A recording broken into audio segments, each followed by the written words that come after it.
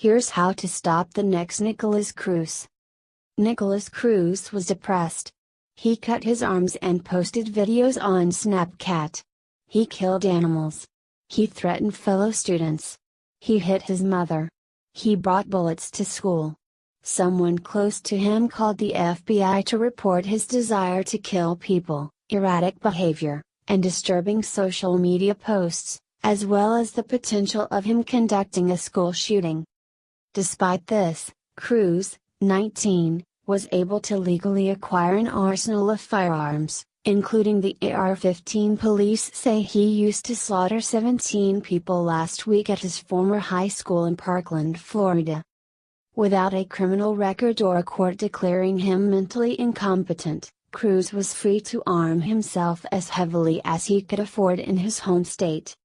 This would not have been the case in the 5 states that allow law enforcement or family members to petition a court to temporarily remove guns from individuals who pose a threat to themselves or others.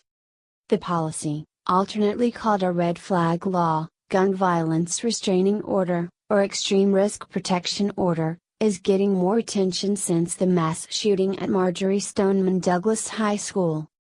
Federal law prohibits some individuals from buying or owning guns. Those who have been convicted of a felony or a domestic violence misdemeanor, are an undocumented immigrant or fugitive from justice, were dishonorably discharged from the military, or have been involuntarily committed to a mental institution.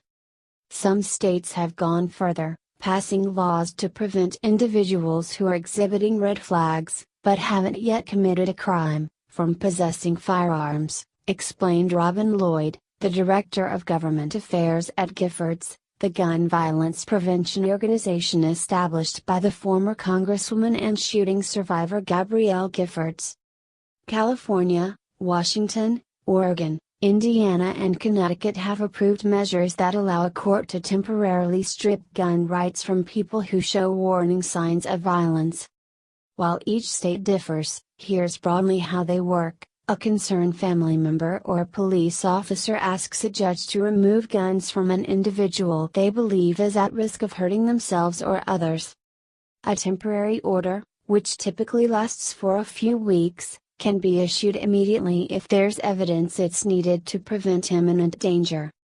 Individuals are given notice of a final hearing, where a judge will decide if they should be prohibited from gun possession for a longer period of time, generally a year.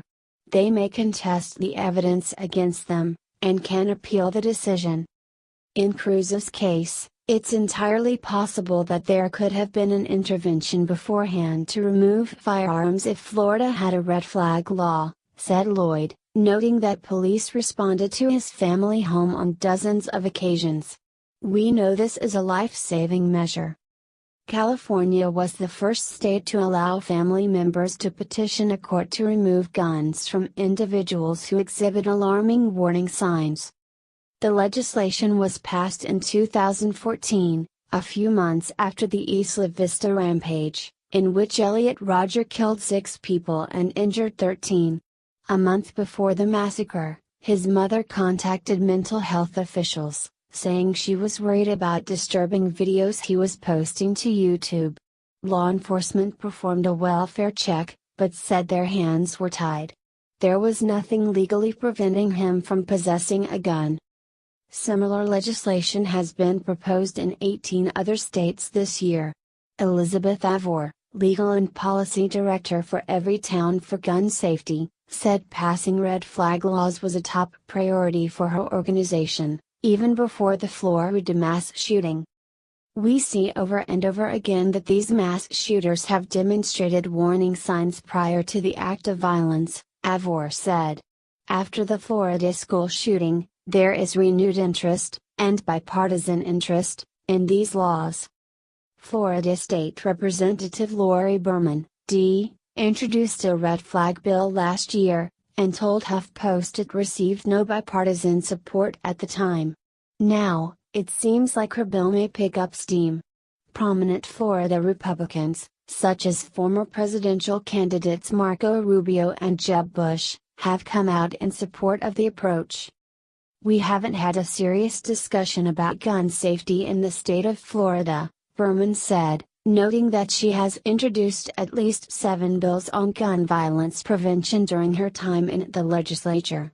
"None has ever even received a hearing.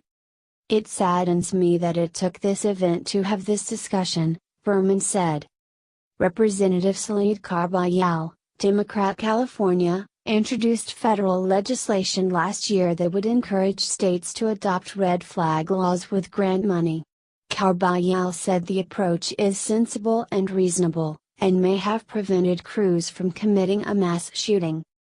"The Second Amendment is important, but it doesn't mean that we have to be extreme and permissive with the sale of guns to anyone and everyone," Carbayal said. "There are reasonable parameters that can be enacted." This article originally